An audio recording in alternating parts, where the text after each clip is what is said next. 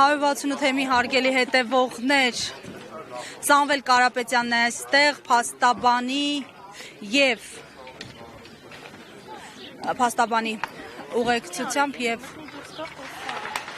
նրան քաղաքացիները ծափերով են դիմավորում ընտրատեղամասի առջև։ Անուն լեգիտիմ իշխանություն ձևավորելու։ Սամվել Կարապետյան Удастся ли Армении в двух союзах состоять одновременно, как вы думаете?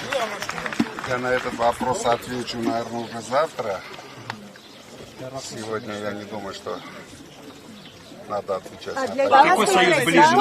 Առաջընտրությունից հայտ ներկայացրին, դիմում ներկայացին կենտրոնական ընտրական հանձնաժողով, ուժեղ Հայաստանի գրանցումը չեղյալ հայտարարելու համար, ինչպես կմեկնաբանեք այդ գործողությունը եւ արդյոք դա կազմի ընտրության արդյունքի վրա։ Դա հերթական անշնորհություններ, որ արեցին մեր դաշինքի նկատմամբ, բայց ես ուրախ եմ, որ նույնիսկ իրենց այդ փոքրիկ ուղեղով կարողացան ճիշտ գնահատել սիտուացիան եւ արեցին ճիշտ ընտրություն։ Իսկ պարոն Խազենյանի հետ կապված, որ դիմել են դատախազեցու խնդրում են պատասխանել։ Ну вот, прямо сейчас тоже идут аресты по нашим всем сторонникам.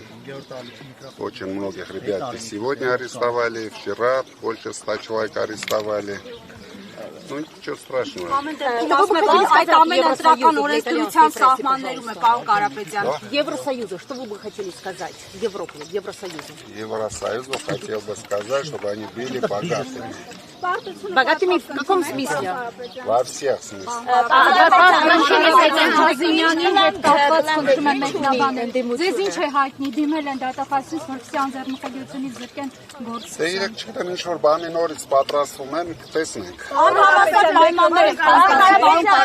Անհավասար պայմաններում լեգիտիմ ընտրություն հնարավոր է։ Դուք տնային կալանքի ռեժիմում եք, ձեր Ինձ թվում է դուք վերջում դա կգնահատեք։ Правящая власть победит все-таки. Означает ли это разрыв отношений с Россией? Завтра ответим на все вопросы.